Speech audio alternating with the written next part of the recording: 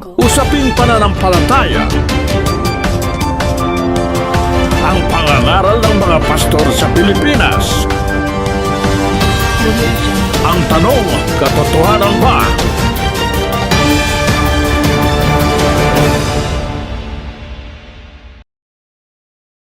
Ang mapapanood ninyo ay ang running debate ni Brad Eli Soriano at ng mga ministro ng Iglesia ni Cristo.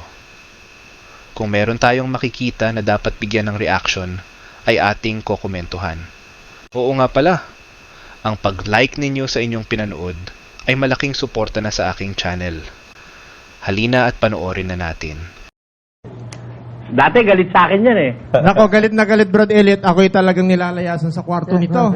Pag nanonood na ako sa iyo, iniiwanan ako. Hanggang bumabalik lang sa kwarto pagka ako'y tapos na yung alas 12. Eto ngayon siya at talagang siya'y nanggigigil din, Brad Elliot.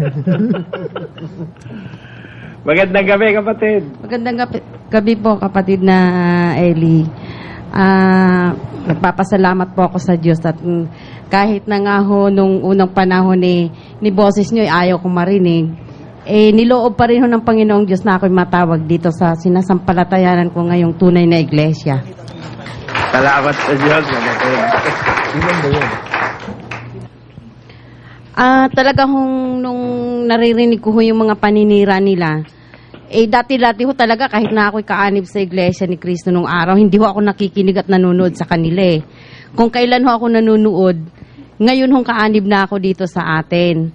Dahil ang inaano ko nga ho kung paano ho kayo pukulin ng mga kung ano-anong salita na hindi naman ho totoo.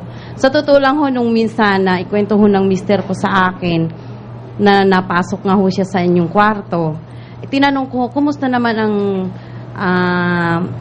kwarto ni Brad Eli? Sabi niya, sa nakikita ko, hindi naman talaga kagandahan. Kumbaga sa natutulog lang siya sa isang papag na may kutsun din naman. Sabi niya ganun. Tapos sasabihin nila, ngayon ko na ilalarawan, paano nyo masasabing dayok-dok sa pera ang aming mga ngaral?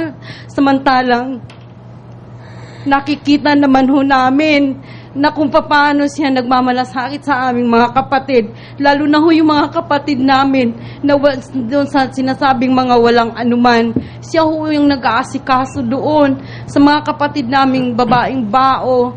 Siya ho yung personal na nangangasiwa. Wala ho siyang tinatanggap na kahit na humula sa aming mga kapatid. Kasi ho ang aming abuluyan, nakikita ko rin ho na yun ay para lang ho pambayad talaga sa SBN. Ngayon kung mayroon man ho akong sinasabi ko nga hong dayok-dok talaga sa pera, sila ho yun. Dahil ultimo 5 centimos, hindi ho nila palalagpasin. Kailangan hong i-endorse ho sa kanila yan. Kung mayroon man ho sa pagkakamali sa mga pagbibilang dahil hindi nyo na ho itatanong, Brad Eli, ako rin ho naging auditor sa lokal namin. Pagka ako nagkakamali sa pag-audit ng pera o sa pag-entrego ho sa kanila, hindi ho ako nakakauwi sa bahay namin ng maaga dahil kailangan ho namin i-entrego ho yun ng ultimo denominasyon ng pera, kailangan malinaw ho sa kanila. Pagkatapos sasabihin ho nila, kayo ang dayok-dok, hindi ho nakikita sa inyo yun, sa kanila ho yun. Ang isinasama lang ko ng loob ko dahil sa hanggang ngayon ang aking mga anak ayaw kami pakinggan. Sana naman ho magbukas ho sila ng kalooban at kaisipan na sana naman ho dumating ho ang pagkakataon na kahit man lang ho pakinggan kayo sumasampalataya ho akong basta kapatid ho na mananampalataya at nakinig sa inyo, sigurado hong matatawag sa awa ho tulong ng ating Panginoong Diyos. Kapatid, may tatanong ako. Sabi nyo nung kayo yung iglesia pa ni Manalo, hindi kayo nanonood sa programa nila, no? Opo. Ngayong nandito kayo, saka kayo nanonood dahil Opo. tinitignan nyo kung anong sasabihin nila laban sa akin. Opo. May sinasabi sila, pinagbabawalan ko raw manood sa kanila miyembro eh. Hindi po totoo yun. Kasi kayo pa nga ho nagsabi sa amin na panoorin ho lahat ho ng mga klase ng pananampalataya Pero kahit naman ho saan ho dalhin sa inyo pa rin ho yung sa pananampalataya ko, nasa kayo hong nagtuturo ng totoo. Salamat, kapatid. Ayan. Si Siya po ang asawa ni kapatid na Cesar Adamos. Na dating galit sa akin. Opo. Opo, Dahil Brad iglesia Eli, siya ni Manalo. niayaw ko marinig ang boses ninyo. Pero nung bandang huli na ho, kulang na ho yung 5 oras eh. Kasi dati ho 5 oras ho tayo eh. Nung bandang huli na ho, ay bitin. Pagdating ho na alas 12, bitin na ho ako. Hinahanap-hanap ko na ho yung pangangaral ninyo. At saka tuwing hapon ho, lagi na ho ako nanunood. Yun nga sinasabi ko, Brad Eli, na yung mga iglesia ni Cristo, kung yun hindi lang nila pagbabawalan talaga na makinig. Ang totoo niyan, sila talaga nagbabawal eh. Yung mga anak ko nga na nandyan pa eh. Talagang maski na ayaw manood dahil yun nga, brainwash na nga na pagka wala sa iglesia ni Cristo, hindi na maliligtas. Yung ganon. Naalala ko tuloy, Brad Eli, nung ako'y high school, nagtanong ako dyan tungkol sa hindi maliligtas kasi iglesia ni Cristo lang maliligtas. Ang aral sa amin noon, ang Katoliko, sa demonyo. Sabi ko sa ministro, kapatid, yung si Rizal lumaban sa demonyo, sa mga demonyo. Kako si Rizal ba maliligtas? Alam niyo, Brad Eli, ko ano sagot sa akin? Ano mo sagot? Alam mo, kapatid, kung si Rizal buhay ngayon, iglesia ni Cristo yun. Ang layo, Brad Eli. High school pa lang ako niyan, ha? High school pa lang ako niyan. Ang totoo niyan. Ano palagay mo kay Rizal? Tanga? Yun na nga, Brad Eli. Tapos, kaya ako nakapagbasa talaga ng Biblia dahil merong itinuturo noon. Kasama yan kasi makulit talaga ako nung high school ako, nagtatanong ako. Kung medyo bata-bata pa, siyempre parang ano ko. Pero nung huli na, nung sinagot ako ng ganon, ayaw ko na. Sabi ko, meron silang tinuturo na salitang paghahalas. Binabasa lagi iyon na hindi ko maintindihan, hindi ko na ngayon maitanong. Tinandaan ko ngayon yung verse. Pag uwi ng bahay, may Biblia kami, binasa ko. Yun pala yun, yung salitang pagtutuli. Ay hindi man lang nila mabanggit yun, ilalong hindi maintindihan eh. Pero salamat sa salitang paghahalas, Brad Eli, natuto ako magbasa ng Biblia eh. Kasi ang turo sa amin noon, ni tuldok ni kudlit, wag mong babawasan, wag mong dadagdagan. Pinalitan nila yung word, lalong naligaw. Kaya yun ang naging opener ko sa pagbabasa ng Biblia. At yun naman ang naging na naging mahilig ako sa Biblia. Kaya nung napanood ko kayo na puro Biblia, doon ako nagka-interest.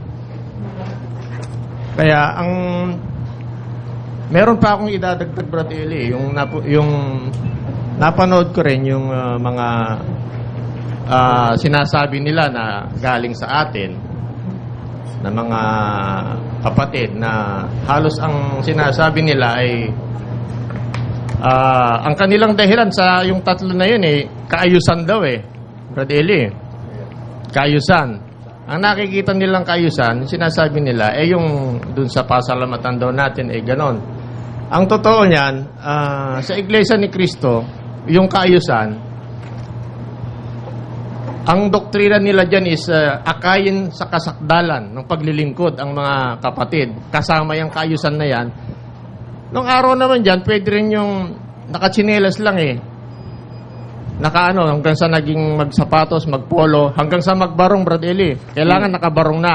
Ako ang unang-unang tumutol dun sa ministro Dun sa nung barong na.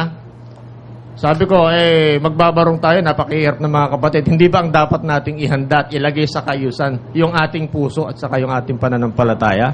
Kasi sa totoo lang, Brad Eli, ito, hindi naman may itatanggi. Minsan sasamba ka na ganyan. Katabi mo, amoy alak. Kaya ako nakabarong tayo, nakahanda.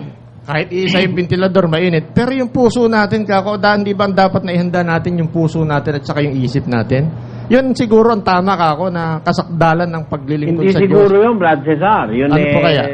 Letra ng Biblia yun. Nasa unang Pedro 3. Ganito ang ating mababasa sa versikulo 4. Ang nakasulat po sa talata, kundi ang pagkataong natatago. Tres muna. Tres po muna, na huwag sa labas ang kanilang paggayak. Hindi yung paggayak sa labas, hindi yun ang binibigyan ng weight sa Biblia, no? Kundi, sa 4. Kundi ang pagkataong natatago sa puso na may damit na walang kasiraan ng espiritong maamo at payapa na may malaking halaga sa paningin ng Diyos. Sasabihin sa atin, walang kaayusan dahil may nakatsinelas. Mhm. Ang mahalaga sa Diyos, hindi naman yung labas na paggaya, kapatid na Cesar Opo. Yung kanila pala, yung kaayusan, nakabarong Tagalog, kahit utang lang, hindi na babayaran. Kasi may utang nga sa akin yung kapitbahay ko, 3 kabambigas, di na nagbayad. Di ba? Yun ang kaayusan sa kanila, forma, panlaba.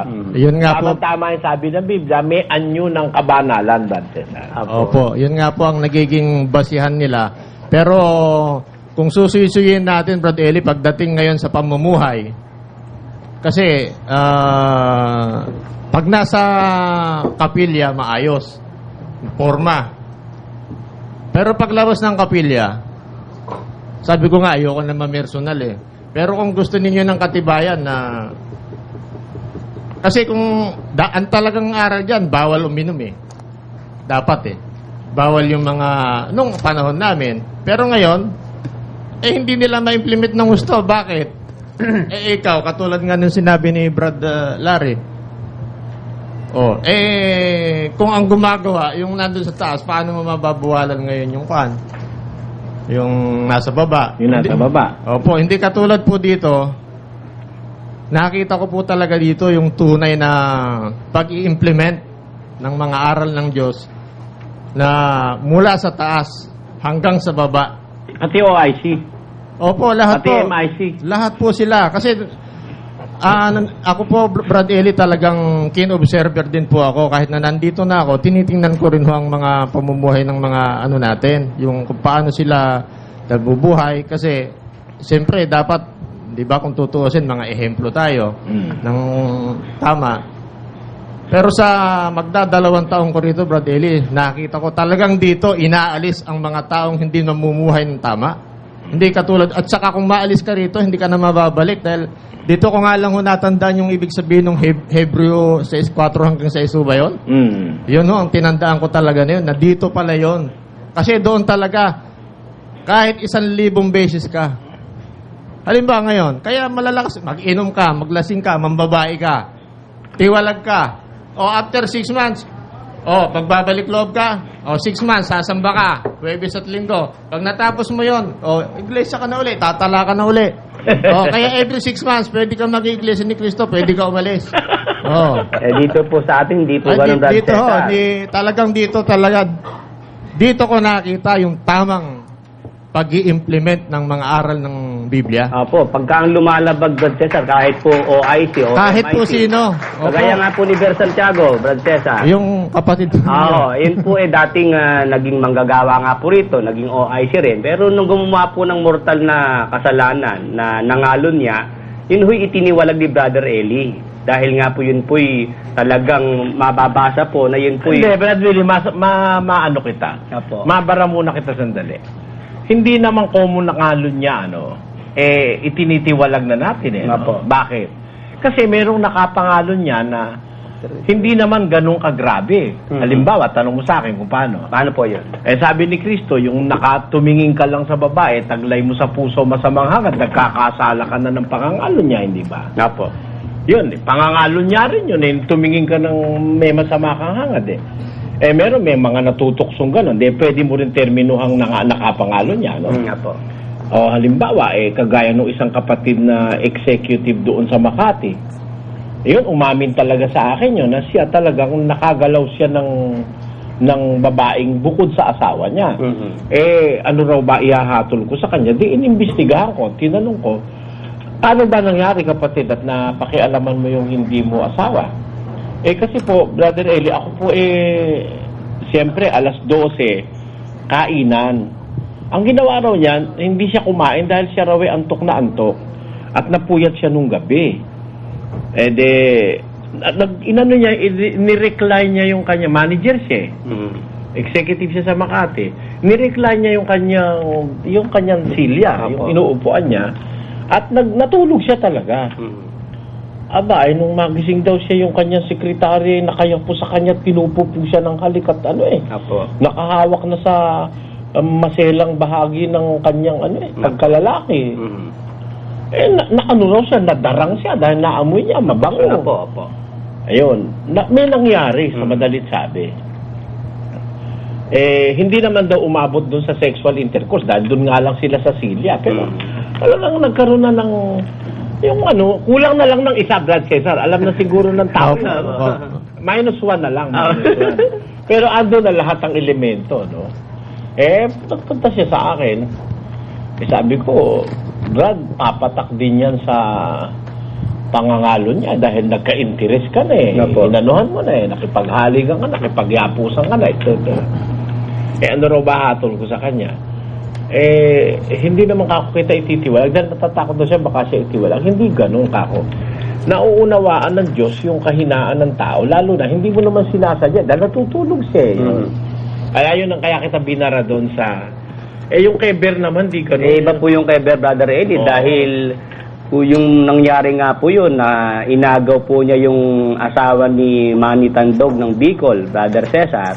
Nagkaroon pa po kami ng ugnayan ni Ber Santiago at alam po yan ni Brother Eli na siya po binibigyan po ng pagkakataon, Brother Cesar, na magbago siya na yung babae kanya pong ibalik sa tunay na asawa, Brother Cesar. Pero si Ber Santiago po talaga pong nagpatuloy sa kanyang kasalanan. Hindi na raw bali siya matiwala. Apo, sinabi pa po niya, mismo sa bibig niya lumabas po yung Harold Bradley Kaya po siya tiniwalag, yun po ang kanyang kagustuhan. Paano pagkakasabi niya naman? Ang sabi po niya, Brother Eli, siya na po yung nakahandang matiwalag at nakahanda po siyang mamatay dahil puro sa babae na yun.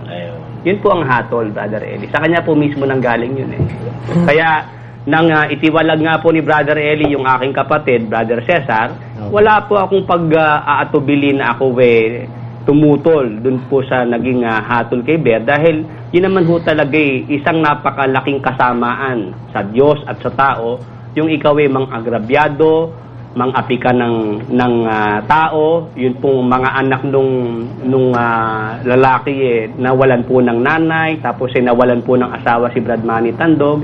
Kaya ako nga po lagi pong nagsasalita sa ating mga taga-subaybay na yung mga sinasabi ng mga nasa kabila, nasa tamang daan, na si Brother Eli masamang tao. Meron bang masamang tao na nagtuturo ng kabutihan, Brother Cesar? Opo. Ang itinuturo po yung aral lang Diyos sa Biblia. Di po ba? Hindi kumukonsinti ng kamalian o ng mga kawalang hiyaan sa relihiyon. Yan ba masamang tao? Brother Willie, makasabat ulit ako. Opo. Kung halimbawa, ititiwalag ko yung lasenggo, ayaw maalis sa paglalasing. Ako'y nakikitang lasenggo. Palagay ko magre-rebelde yung mga tiniwalag kong lasenggo. Opo naman. Brad Eli, ako unang magre-rebelde. Kasi kaya nga ako nagre-rebelde. Dahil nakikita mo yung mga na anomalya. Siyempre, alam mo ito sa Diyos. Tapos ganon. Parang hindi yata tama. So, magiging matulis ka na rin. Ganon ang dun pero dito ko nakita talaga at saka ang mga kapatid dito nakikita mong pamumuhay. Talagang nagsisikap lahat na lumakad ng ayon sa katwiran. Mayor parte, Brother Cesar. Opo. Karamihan wala pa ho akong na-meet na kapatid na sabihin na ganon. Na lasenggo? Katulad doon, hindi katulad doon sa kabila. Ito, hindi naman masyadong pero totoo lang naman ito Katulad sa akin, Brad Eli, nung nandyan ako, every year yan, yung aking birthday sa Laman, nagiinuman sa bahay Lahat ho ng mga kapatid ko yan, lahat ng mga iglesia ni Cristo pumunta dyan. Ngayon, nitong ang huli, yung ika-50 ko nga na yun, 50 pa man din. Talagang wala. Nanibago sila sa akin. Tapos nung umuwi rin ako dun sa Pangasinan, lagi kami may reunion ng mga Holy Week na yan. Ako rin po, Brad Eli, nagpapainom dun noon. Pagdating nila, dinalaman nila, nandun ako. Puntahan sila lahat dun. Pagdating nila dun ngayon, naghihintay sila ng sila rin bumili ng alak nila. Sabi nila, ano ba nangyari kay Kaya ako, talagang siguro kako, panahon na para, kasi pag nakilala mo na yung tunay na katotohanan, yung mga hindi mo maalis, Brad Eli, maalis mo talaga eh. Ako inaamin ko, napakarami kong mga personal din na kahinaan sa laman. Lalo na nung ako'y nandyan, hindi ko maiwanan. At yan, talagang, maski noon sinisikap kong iwanan, hindi ko maiwanan. Kasi nakikita ko, Brad Eli eh. Paano ko maiiwanan kung yung mga nasa taas ko nakikita ko, mas malala pa sa akin? Malala pa sa'yo. Ha? Siyempre, ano sa tao yun, di ba, Brad Eli? Oo. Kung ang nakikita mo, leader mo, ganon. Alangan lamang ikaw lang. Dito, kitang-kita ko rito, Brad Eli. Kitang-kita. Kitang-kita. Kitang-kita talaga dito. Talagang ang mga kapatid, napakalaking bagay talaga sa akin ng Brad Eli na ako'y lumalakas kahit na ako'y nag-iisa lang. Minsan may mga dumarating na mga problema. Nagiging inspirasyon ko, Brad Eli, yung naging aral dito na tumalab sa mga kapatid na ipinamumuhay nila. Napakaganda. Kaya yung kaayusan na sinasabi nila, yung tunay na kaayusan dito ko nakita. Dito ko nakita, hindi yung literal na nakikita natin sa kanila na akala mo kung sinong mga santo. Pag nasa kapilya na, ganun din ako ng Brad Eli, paiyak-iyak pa ako eh. Paglabas ko ng kapilya, andun ako sa beer house eh. Totoo yun. Totoo yun. Minsan, nasa Dahil disco. nakikita niyo yung superior niyo, nagbe-beer house din eh. Aba, Baka sa first class pa nga eh. Talagang sa ano pa? Doon, sa Rojas. Ako, dito lang sa may banda-banda rito lang sa may Malamalate. O dito lang sa minsan nga, dito lang sa may, sa may crossing. Alangan naman sasabi mo sa akin, bawal yan. Bakit nakita kita doon? Anong magiging kanyan, di ba? Maging lang tayo, maging totoo lang tayo. Kasi, eto, hahamunin ko kayo eh. Kung talagang bawal ang alak sa inyo, gusto nyo, sasamahan ko kayo anytime. Sa mga kapatid na nagiinuman lagi. Itiwalag nyo sila lahat. Kung talagang... Kaso kahit itiwalag, tatanggapin ulit. Yan nga eh. Hindi, at least Brad Eli, kasi pag natiwalag na, ano na yan eh, hindi na nila maano yung mga kapatid na huwag makinig sa inyo, Brad Eli. Di magkakaroon na sila ng way na makapakinig ng kwan. Yan ang napakasakit eh. Kasi kami, nang galing dyan, alam namin yung pasikot-sikot eh. Unang-una, maliit pa ako, Brad Eli, talagang ako'y napakasigla dyan eh. Ang totoo niyan eh, pinanganak ako talagang diretso. Kaya lang ako din naging matulis nung naiintindihan ko na yung takbo eh. Maski yan, hinahamon ko yung mga dyan, maski dyan sa nakakakilala sa akin. Alam nila kung nasubaybayan nila ang pagkabata ko. Hanggang sa ganon. Pero hanggat maaari nga ayaw natin nung personal. Kaya lang, sa nakikita natin kasi, kailangan magsalita tayo eh. Para alam nila kung ano yung tunay na kaayusan na sinasabi. Yun lang, Brad Eli. At ako'y nagpapasalamat talaga at nakita namin dito ang tunay na kahulugan. Ang tunay na katotohanan na sinasabi sa banal na kasulatan. Pero masaya ako dahil sa misis nyo. Galit ho sa inyo. Ang totoo yung Brad Eli, noon pa ito eh. Kaya lang, katulad ng isang gabi, nung nag-uusap kayo, magsasalita ka? Takbo tayo doon. Sabi ko, kagagabi yata yun, Sabi niya, alanganin na eh. Bukas na lang siguro. Hindi ko naman alam mo yung schedule ko ano yung mangyayaring talakayan. Sige, tingnan natin. Natapat nga talaga na ganon. Eto siya ngayon. Ang totoo, napakarami pa, Brad Eli, dun sa apalit eh. Nanggigigil talaga sila dun sa salitang dayok-dok. Sabi sa akin, Brad Cesar, schedule mo nga kami dun sana, magsasalita kami. Sabi nga gano'n, sige ka ako eh. Kung loloobin na Diyos, anyayaan nyo sila lahat sa Martes at makapagsalita sila dyan. Opo, yun nga inaano nga namin na kino-coordinate namin na makaano yung iba pa. Kasi kami lang naman, Brad Eli, ang talagang makakapagpatunay eh. Dahil kasi galing kami doon, tapos nandito kami ngayon. kitang-kita namin ngayon yung mga pagkakaiba at saka yung nangyayari talaga. So, hindi po pwedeng magsinungaling kami. Dahil yun talagang nakikita namin. Kaya nga kami umalis dun dahil nakita namin yung mga nangyayari dun eh. Oh. Tapos basta yun lang ang masasabi namin na ang mga kapatid dito, hindi ninyo kailanman mapapaniwala sa mga salita ninyo at maging mga hindi kapatid. Hanggat hindi kayo lumalaban, hanggat hindi kayo nagbubukas ng telepono ninyo na laging grounded, wala na kayong pag-asa. Wala na. Ang mga ministro, Brad Eli, nakayuko na lang minsan pag nasasalubong namin eh. Sabi nga ni Mrs. alam mo kung bakit nakayuko yan? Kasi sigurado tatanungin mo ng debate, sasabihin niyan, malalim yung dahilan. Hinahanap kung gaano kalalim kaya nakayuko yan. Natawa nga ako nung sabihin niya yun eh.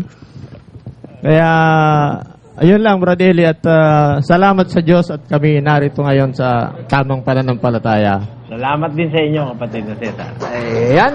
Sige po, maraming salamat, Brad Cesar at ni Manalo. Pero ibig nilang magpahayag ng kanilang mga saloobin. Isa lang po natin dito sa ating mikropono. Pero alam ko, kakilala siya ni Brad Larry. Brad Larry?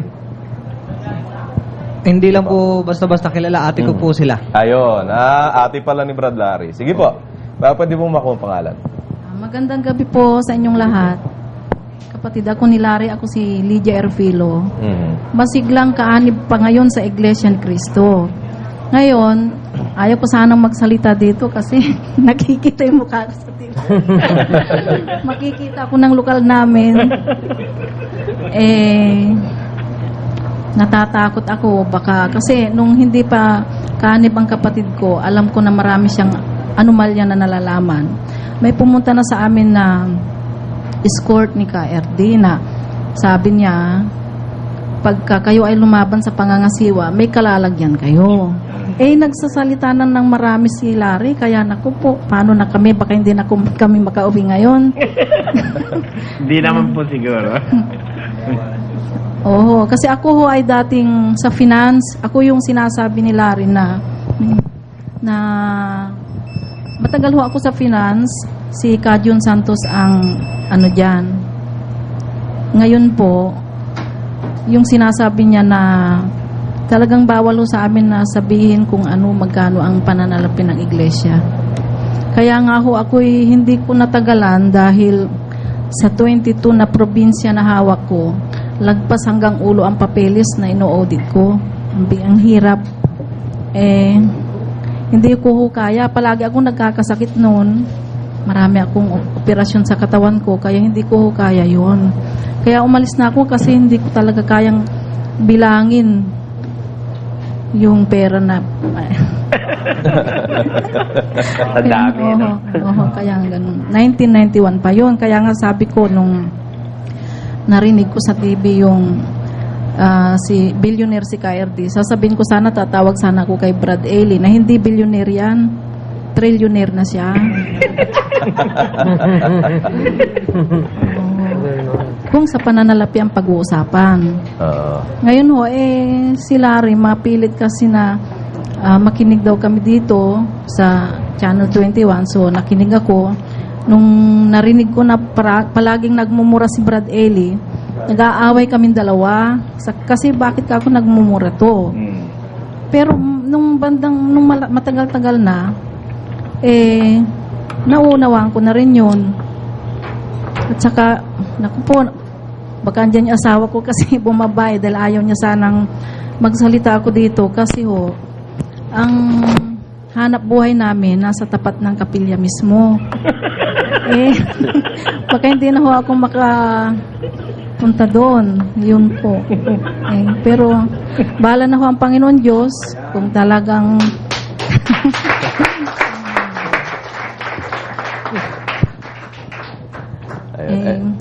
tungkol sa sitwasyon po ngayon na nangyayari ganyan, yung mga sinasabi nila at yung mga pagsagot naman namin dito sa ating panig naman, ano po ang gusto nyo maiparating doon sa kabila, kung meron man? meron ho. Sige po. Ang gusto ko po sanang maiparating, lumaban sila ng yung debate para sa ganun maliwanagan ho yung tungkol sa Biblia, sa aral ng Diyos, hindi yung puro paninira. Para sa ganun, yung mga kaanib dyan na maraming hindi nauunawaan, malilinawan ang kanilang pag-iisip. Tulad namin, malapit na rin akong sabi ko nga kay Larry, malapit na. Pero baka hindi naman kayo matuloy kung sakaling lalaban sila at malay nyo may pagtanggol nila yung doktrinang inyo pong sinasampalatayanan sa Iglesia ni Cristo ni Manalo. Ay, palagay ko sa matagal na akong nakikinig, kailan lang nung nabautisma ng kapatid ko, naintindihan ko na rin lalo yung si Kristo ay Diyos. Nag-aaway kami palagi hanggang sa nagkasagutan kami, sigawan kami sa bahay. Pero sa ngayon, naunawaan ko na rin yun. Yun. Kaya ako nga ho ang gigil na nagtulak kay Larry dito para magsalita.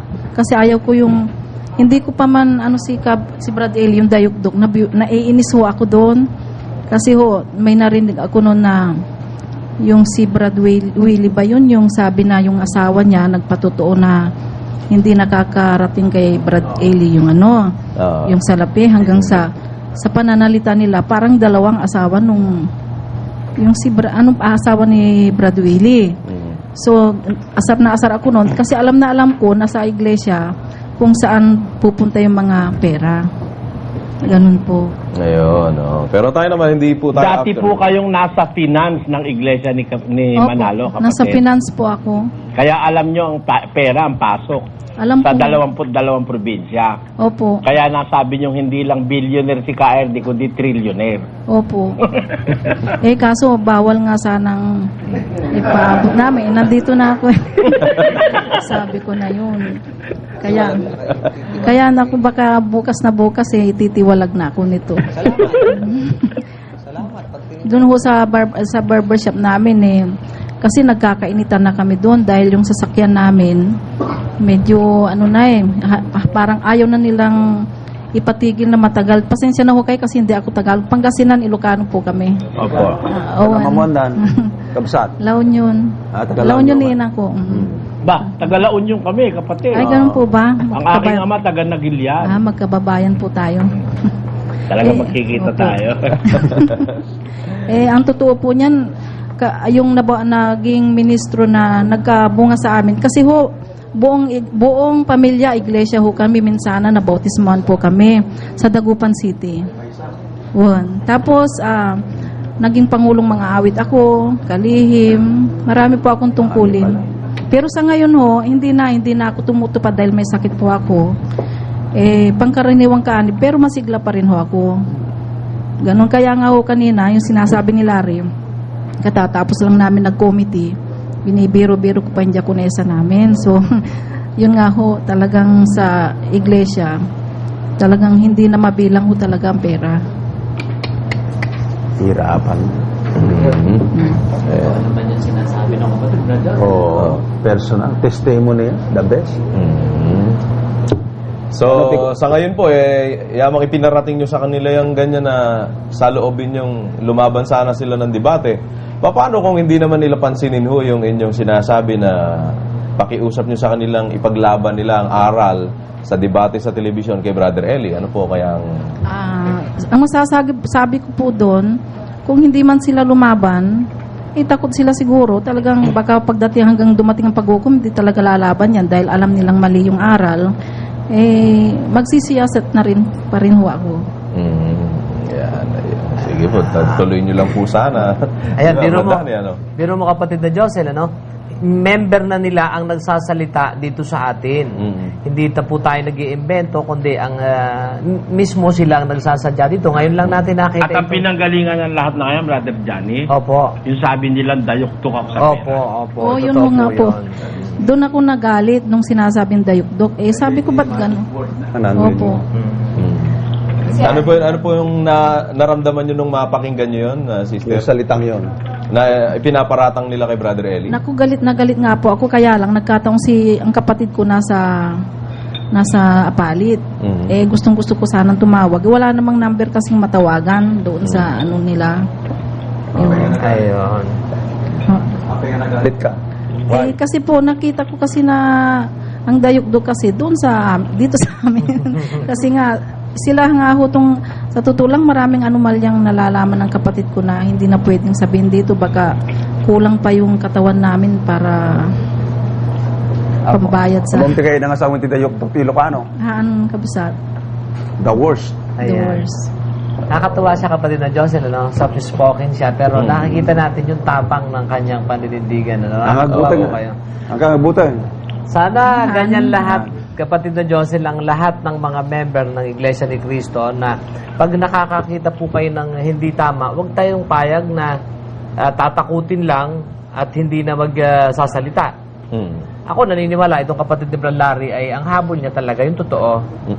At hindi po namin siya inimbitahan dito, nagsadya siya at hindi nga natin siya alam na siya pala ay magsasalita. Hindi natin alam na siya pala ay member ng Iglesia ni Cristo hanggang sa oras na ito. Ewan ko lang mamaya kung member pa.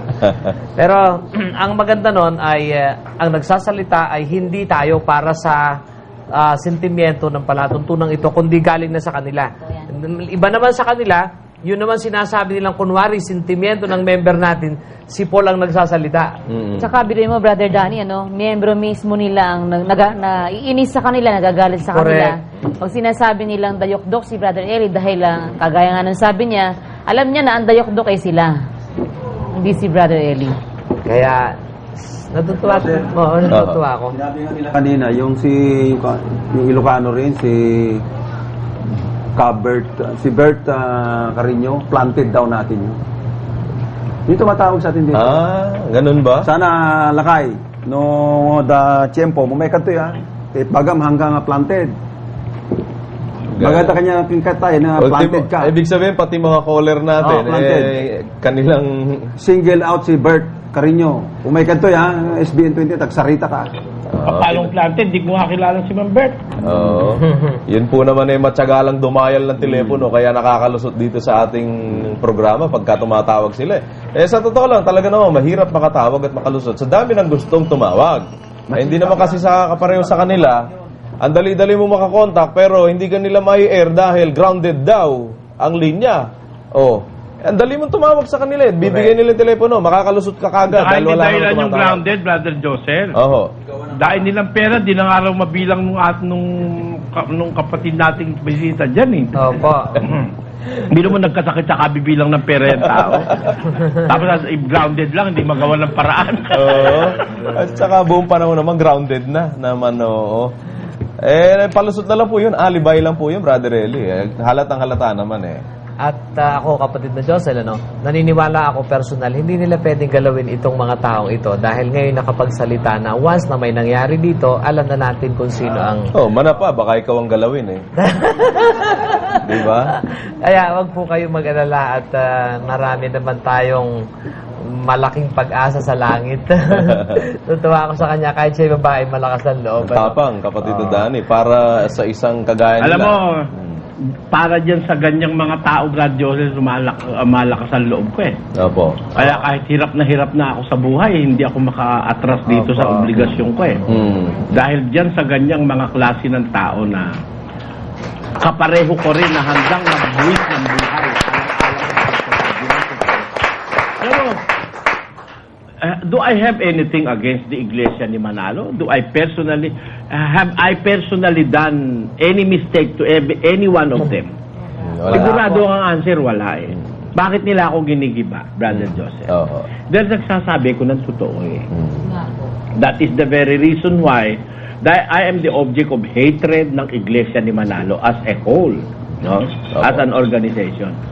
Pero, so be it. Sa aking ang paniniwala, so be it. Kung sa pagsasabi ko nung katotohanan, doon ako kagagalitan, okay lang. Sabi rin ni Pablo yun Basahin natin sa Galacia, Brad Willie. Ito po ang sinasabi sa Galacia sa 4 at ang talata po 6. Kaya nga, ako bagay naging kaaway ninyo sa pagsasabi ko sa inyo ng katotohanan. Naging kaaway ba ako ni Paul dahil ginawan ko ng masama sino man sa kanila, kapatid na Joseph? Hindi po. Kaya lang nila ako kaaway dahil nagsasabi ko ng totoo na yung aral nila bali-baliktad. Isang araw, tinatawag daw na Diyos si Kristo. Mm. Isang araw naman, hindi na tinatawag na Diyos si Kristo. Isang araw, bawal lang sa babae ang alahas at magputol ng buhok. Ngayon, isang araw, naalis yung bawal na yun. Isang panahon, bawal sa kanila ang, yung tawag dito. Alahas. Ngayon, hindi na bawal ang alahas sa babae. No? Isang panahon, naniniwala silang si Kristo ang tanging pastor sa 10:16 ng Juan. Pagkaraan na ilang panahon, pinalitan ni Manalo. Manalo na. Siya na raw yun. Paano nila ipaliliwanag? Ang daing yan Brother Josel. Opo. Kaya sila nagalit sa akin. Nakita kasi nila yung impact ng pangangaral ko. Nayanig sila. Never in the history ng Iglesia ni Manalo sa Pilipinas na nayanig sila ng pagkakayanig na ganito. Dahil wala pang humamon sa kanila na hindi nila nilabanan. Diba? Wala pang humamon sa kanila na hindi nila nilabanan. Saksi si Brad Cesar sa bagay na yan. Ngayon, ba't ayaw nila lumaban? Alam nila kasi na pag nilabanan nila ako sa diskusyon sa national television at ilalagay ko hanggang internet, matatapos ang negosyo ng Iglesia ni Manalo sa Pilipinas.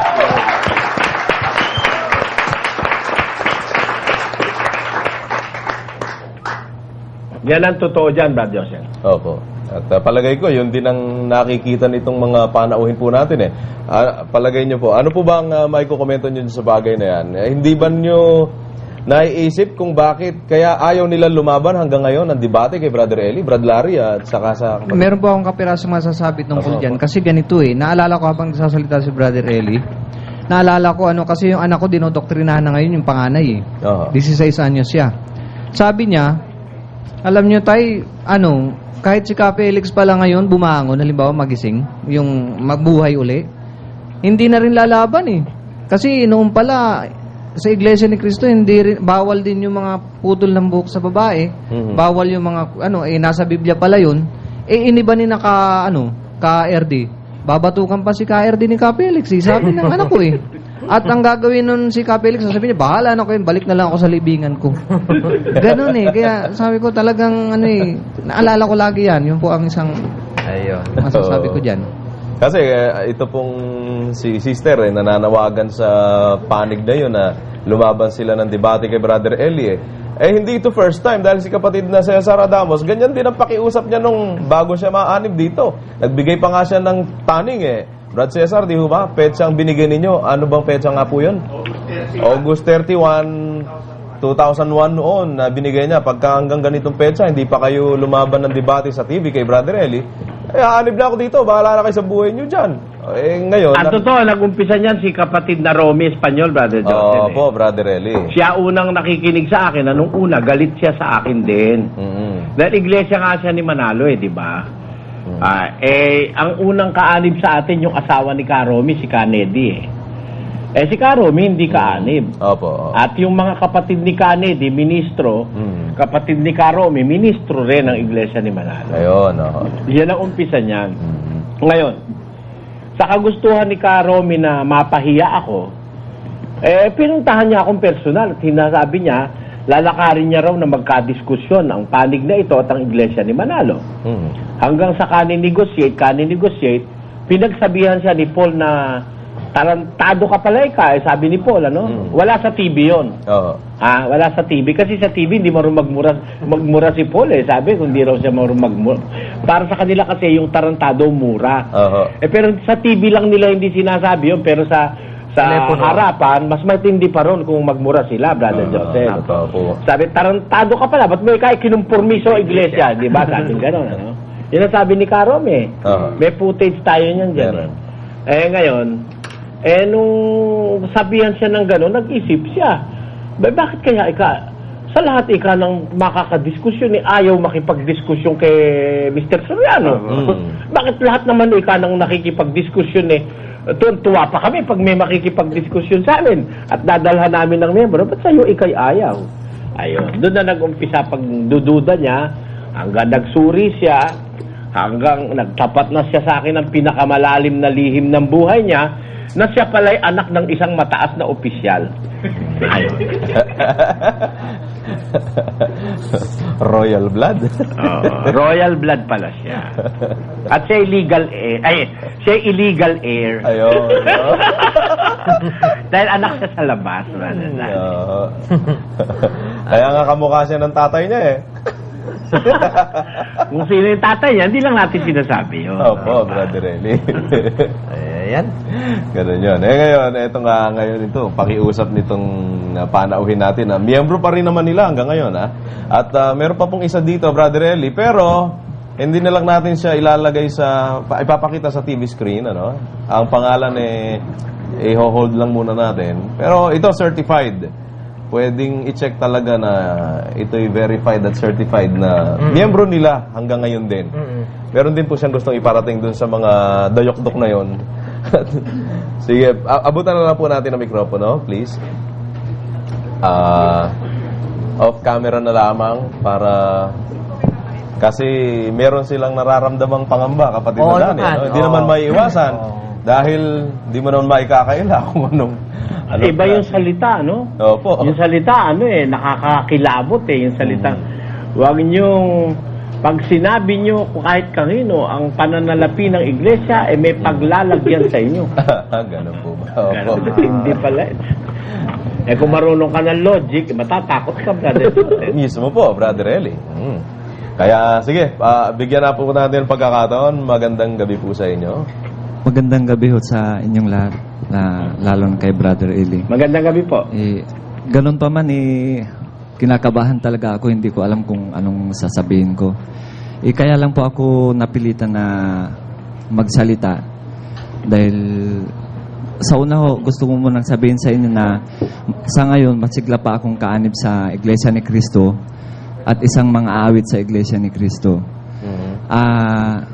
Napilitan po akong magsalita dahil sa nangyayari sa kapatid ko na marami akong naririnig na salita laban sa kanya na ganun nga ho na kung magsasalita raw ho kami na laban sa kanila, maaring may kalalagyan kami.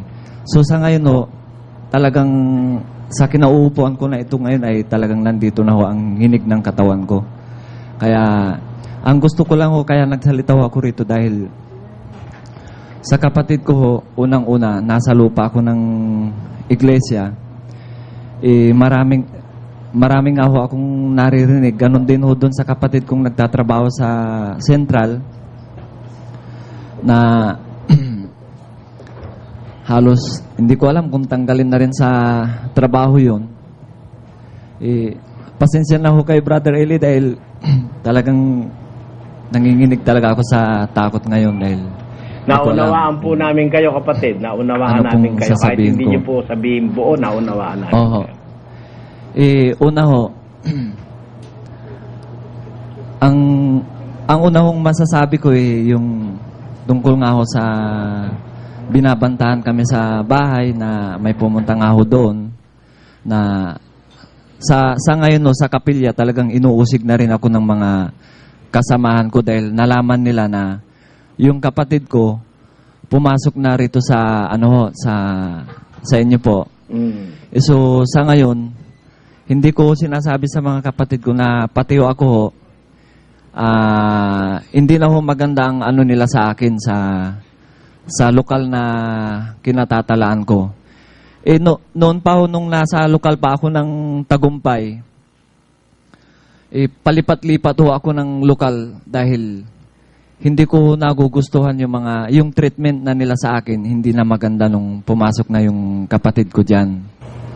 At saka, pwede po bang sabihin yung nakikita ko rin ho sa loob ng iglesia? Pwede po, basta lang po yung totoo lang po. Oo po. Totoo lang po ito. Sa totoo lang, malapit na rin akong mahila ng kapatid ko dahil hindi sa hinihila na gusto na niya akong maano rito. Ang sabi ko kay Sister Isa, kung lulubin ng Diyos na mapapaanib ako dyan, bakit hindi ako? Kasi po, marami na rin po akong nakikitang hindi ho maganda, katulad namin mga awit. Hindi ho, dapat po ba yung nasa dressing room kami, may naiiwang gamit, nagnanakawan, may nawawalan ng cellphone, may nawawalan ng pera. Oo. At saka ito pa ho, pagdating, mayroon ho kaming, may kapatid kasi ako na na-encounter na umutang sa amin ng pera na pangulo ho ng mga aawit yun. Kaya po ako lumipat ng lokal sa ibang lokal dahil nagkaroon ho kami ng diskusyonan sa pera na yan. Umutang ho sa akin ng pera yan. Sa kabila nun, ako pa ang naging masama. Nung hindi na, kumbaga ang treatment na niya sa akin dahil pangulo ho siya, parang masyado na niya akong, kumbaga sa pagtupad, kumbaga masyado na niya akong parang, ano bang tawag nun? Ginigipit. Ginigipit ho sa mga bagay na hindi naman ako dapat na anuhin, kaya lumipat ho ako ng lokal. At saka, isa na lang ho itong sasabihin ko, Brother Eli. Hindi ko nga ho alam kung dapat na, ang totoo niyan, kinuha ko na ho yung transfer ko sa lokal na pinanggalingan ko. Dahil nga ho, hindi na ho maganda yung treatment sa akin nung pumasok yung kapatid ko dyan. Sa ngayon, hawak-hawak ko na yung transfer ko dahil umalis na po ako ng lokal. Sa ngayon, hindi ko alam kung saan ko dadalhin yung transfer ko ngayon, kung saan lokal na naman ako papadpad dahil alam na nila na yung kapatid ko pumasok na dyan sa inyo. Kaya hindi ko po alam sa ngayon kung anong dapat kong gawin sa kinuha kong transfer. Yun na lang po ang masasabi ko. Hindi ko po alam, Brother Eli, kung sa mga susunod, lulubin pa ng Diyos na muli akong magsalita rito, kung higit sa lahat o muli makapasok ho ako sa inyong iglesia, siguro mas maganda ho kung makapasok po ako sa inyo. Pero sa ngayon, ang pinakikiusap ko sa kapatid ko, dahil masigla pa ho ako sa iglesia, hindi ko nga, sa ngayon hindi ko talaga alam kung masigla pa nga ako hindi kasi nagsalita na ako rin. Kahit manawari kapatid, samahan ka ng Panginoon sa iyong ginagawa.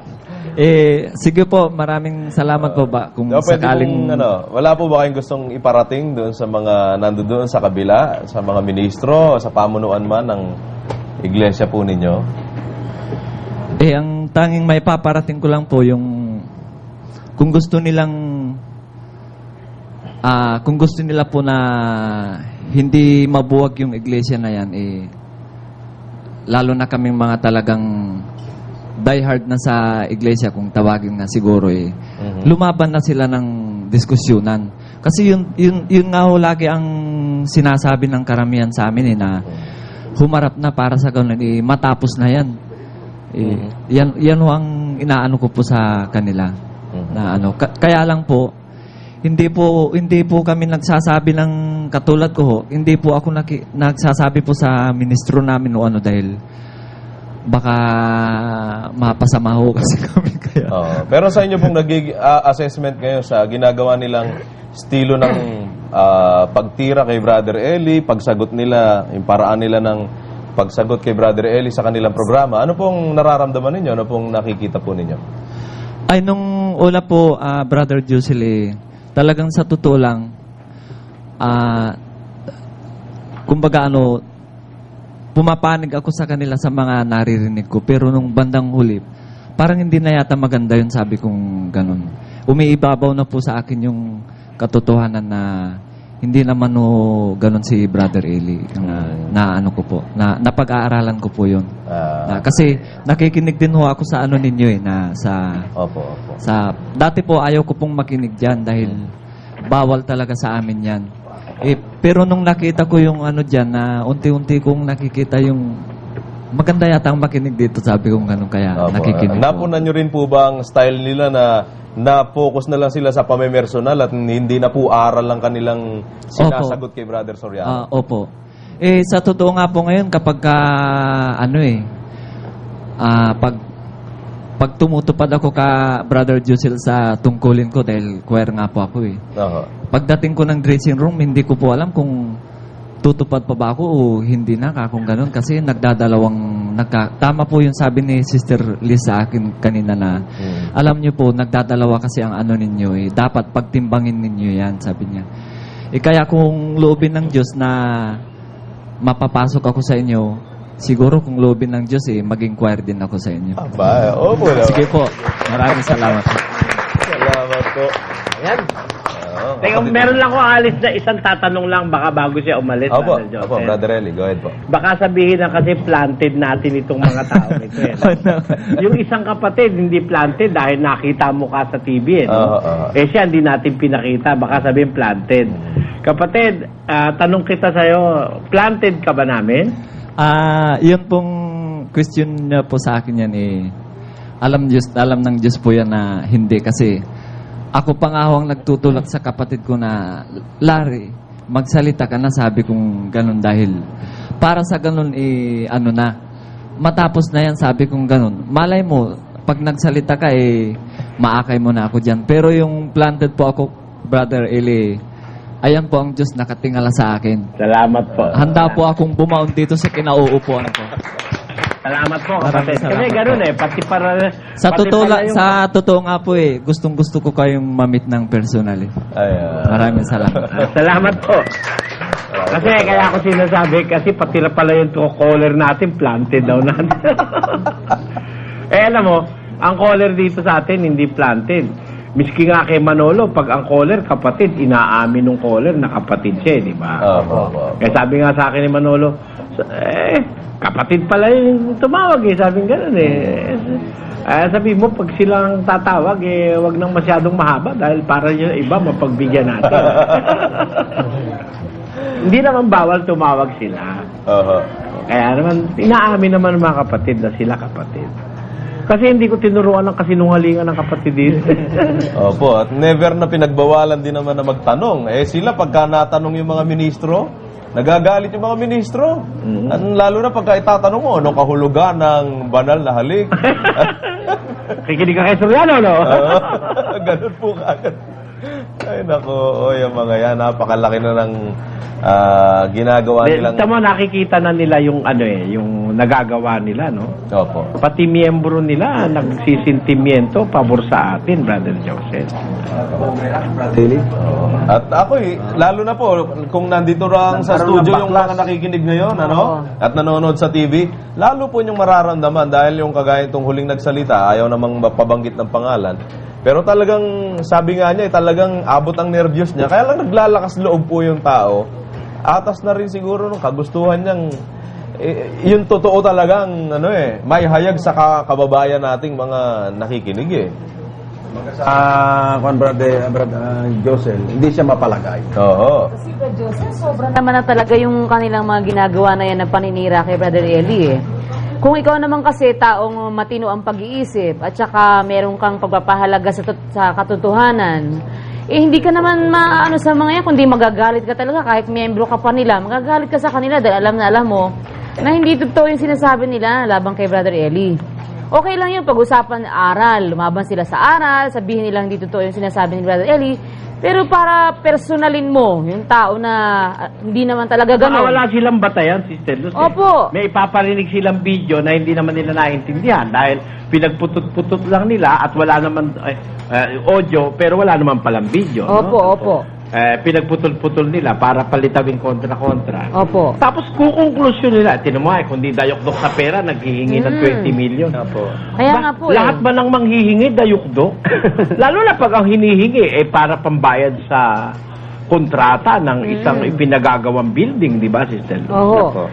Kinunklusyon na nila na dayok-dok. Kaya nga, alam mo, itong mga taong ito, ano kasi ito meron silang feeling of insecurity dito sa ating meron silang feeling of insecurity kung maalaala nilang nasa mundo tayo ngayon, Brother Joseph.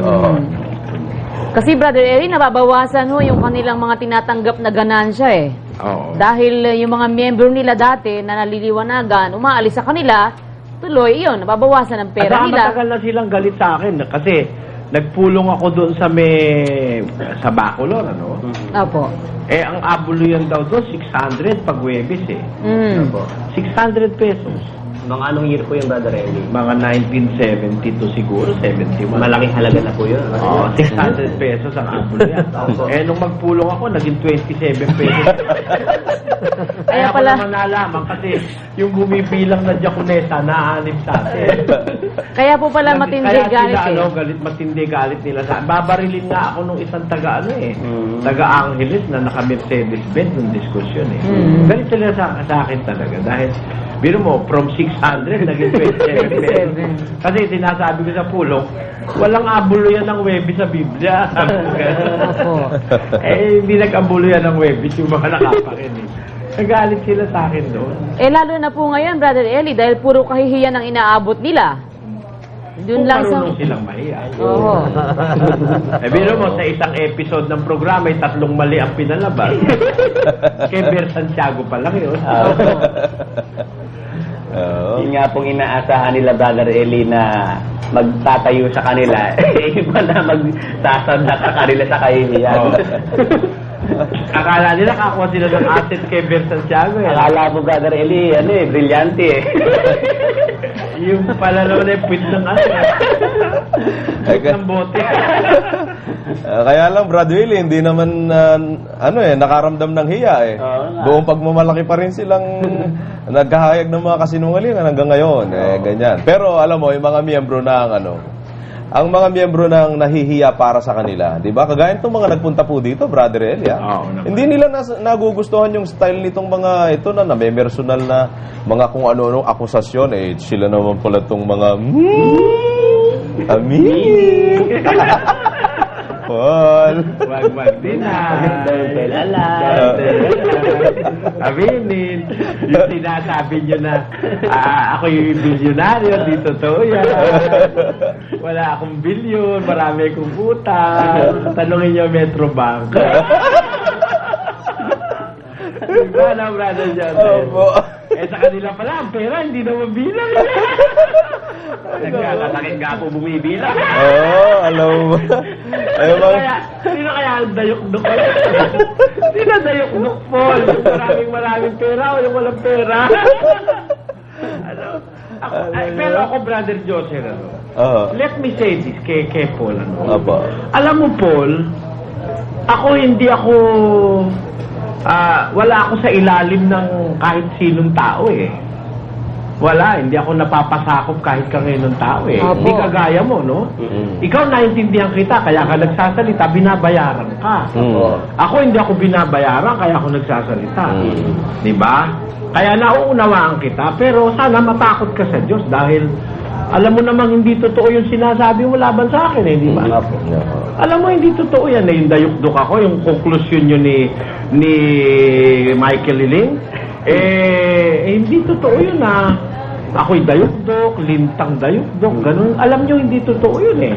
Dahil yung pinakikita yung pinaparinig yung mga boses ko sa iba-ibang pagkakataon, doon yung makikita na hindi nga ako dayok-dok eh. Alam mo kung bakit? Eto, sasabihin ko sa'yo. Ako, sa totoo lang, kung ako'y pag-uusapan kapasidad personal, may kapasidad akong maging milyonaryo eh. Totoo po yan. Sa abilidad ko sa buhay, Brother Joseph. At siguro hindi mako-question ito ng kahit na sino may isip na umiisip eh. No? Sa talinong nasa akin, Brother Joseph, sa abilidad ko sa buhay, dapat mas mayaman ako sa ibang mga mangaral eh. Totoo po yan. Dapat mas mayaman ako sa abilidad ko kasi ako, nag-umpisa akong maghanap buhay, mga 12 anyos pa lang ako, Brother Joseph. At the age of 18, meron akong minamaintain na kantin doon sa Holiday Inn. Sa Manila Hilton Hotel. Nung araw yun naging Holiday Inn na lang ngayon yun eh. At tapos sa edad na 18, 17, meron na akong sarili kong 2 sasakyan eh. May 3 motorsiklo ako, may 2 akong sasakyan dahil ako talaga masipag akong maghanap buhay. At awa naman ng Diyos, kahit anong hanap buhay na umpisahan ko, kumikita naman. Opo. Kumikita. Ngayon, it so happen nga lang na nagministro ako, kaya yung paghahanap buhay, isang tabi ko yun eh. Pero I started na hindi ako liability ng iglesyang pinasukan ko. Hindi ako liability. Marunong kasi kung kumita ng ng malinis na pamamaraan, nagpapagod ako talaga. Kaya ako, hindi ako papapanginoon ng mamamanginoon ako sa tao, Brother Joseph, na para sabihin, ito sabihin mo, dahil babayaran ako. Hindi ako nasanay sa ganun eh. Hindi ako nasanay na meron akong pinapanginoong tao. Basta ako, totoo lang ang gusto ko sa buhay ko.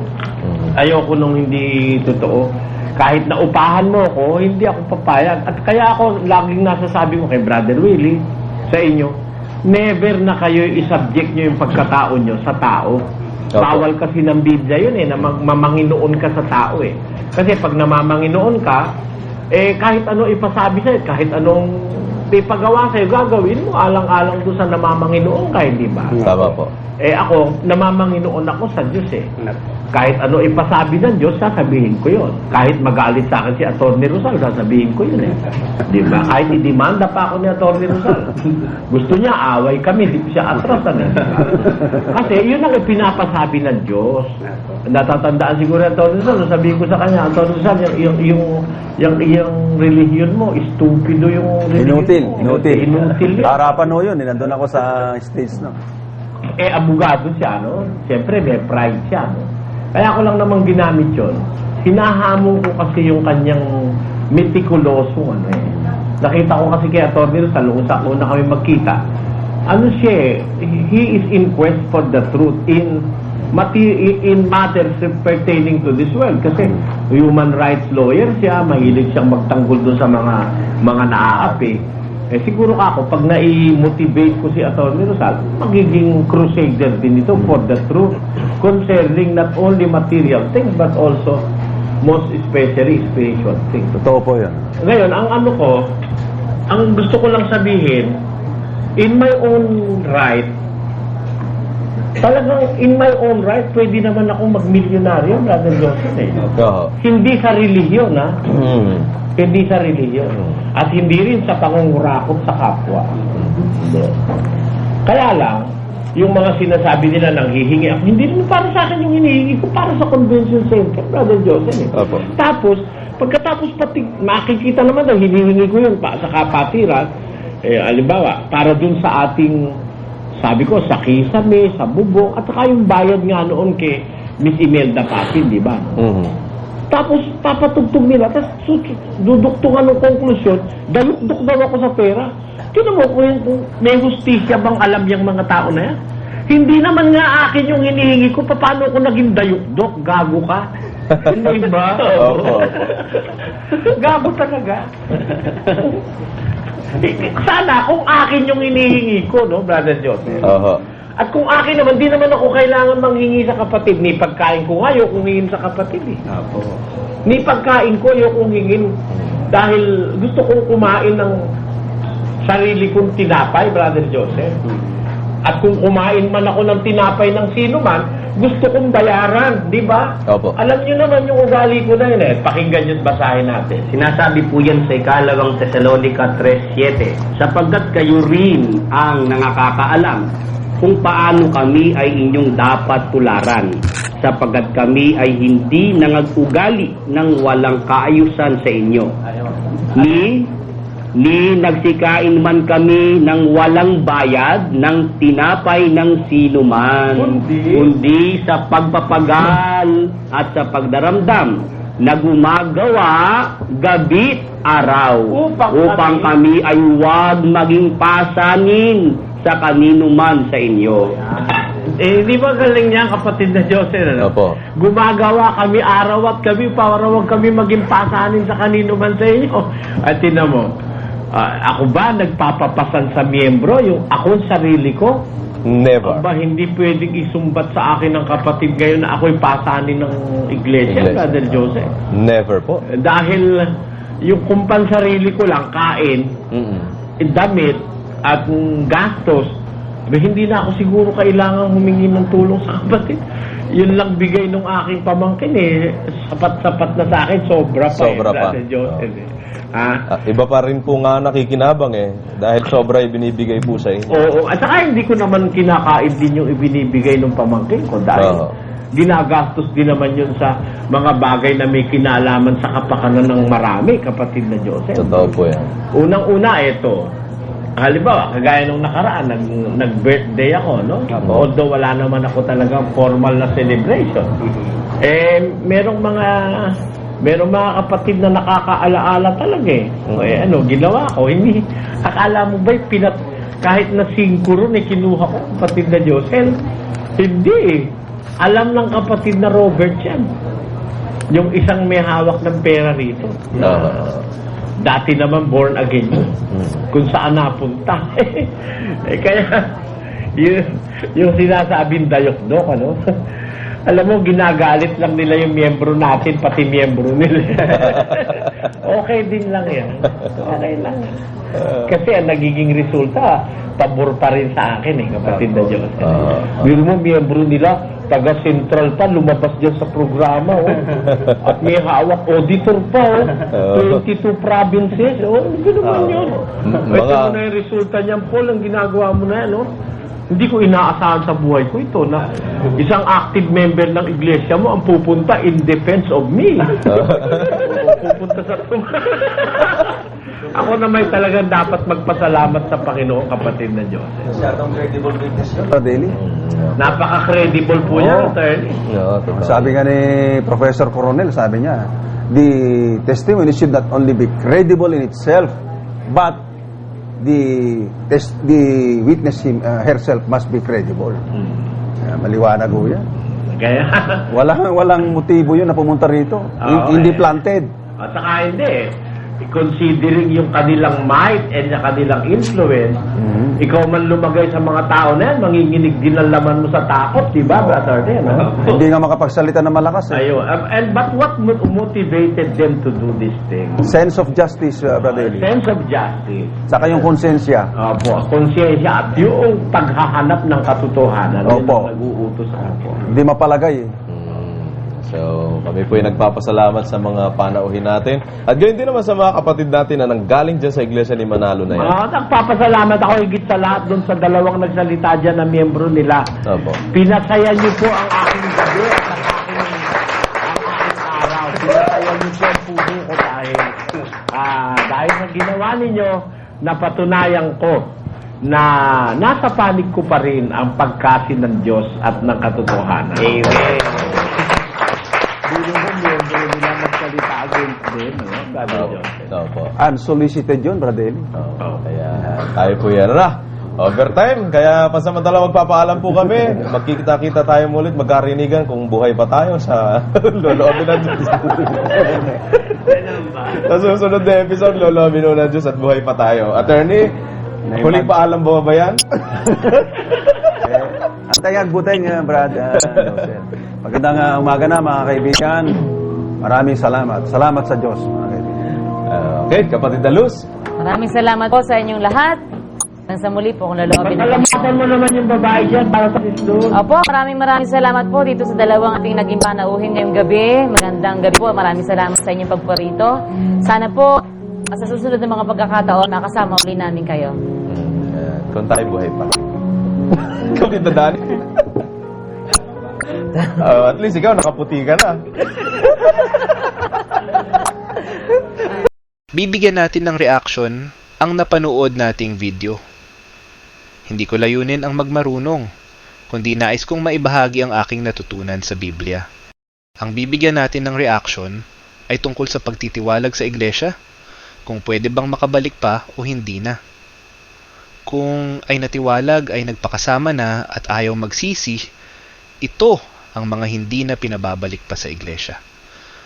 Pero, kung nagsisisi na at handang magbago at magbalik loob, sa tingin ko ay dapat pa rin siyang tanggapin ng iglesia.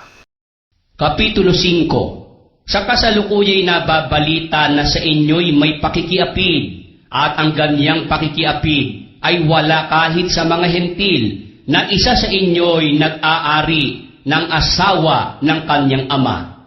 At kayo'y mga mapagpalalo at hindi kayo bagkus ng alumbay upang maalis sa gitna ninyo ang gumagawa ng gawang ito. Sapagkat ako sa katotohanan, bagamat wala sa harapan ninyo sa katawan, ngunit ako'y nasa harapan ninyo sa espiritu. Akin ngang hinatulan na ang gumawa ng mga bagay na ito na tulad sa ako'y nahaharap.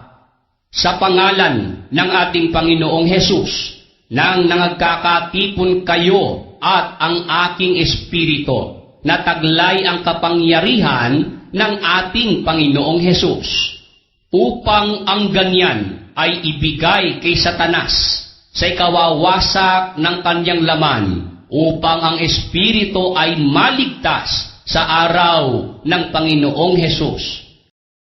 Sukat na sa gayon ang kaparusahang ito na ipinarusa ng marami, upang bagkos ninyong patawarin siya at aliwin siya. Baka sa anumang paraan ay madaig ang gayon ng kanyang malabis na kalumbayan. Dahil dito'y ipinamamanhik ko sa inyo na papagtibayin ninyo ang pag-ibig sa Kanya, sapagkat dahil din sa bagay na ito ay sumulat ako upang aking makilala ang katunayan tungkol sa inyo, kung kayo'y mga matalimahin sa lahat ng mga bagay.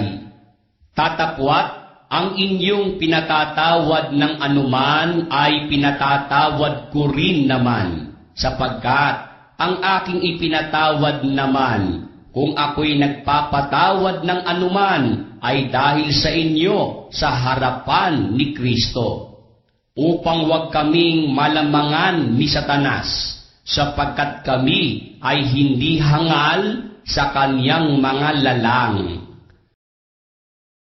Pinatawad ni Apostol Pablo yung nagkasala ng pakikiapid at binigay pa kay Satanas. Pero dahil nagsisisi at nais magbago, pinatawad siya ni Apostol Pablo. Maraming salamat sa panonood. Kung nagustuhan ninyo ang bago kong upload, please like, share, and comment.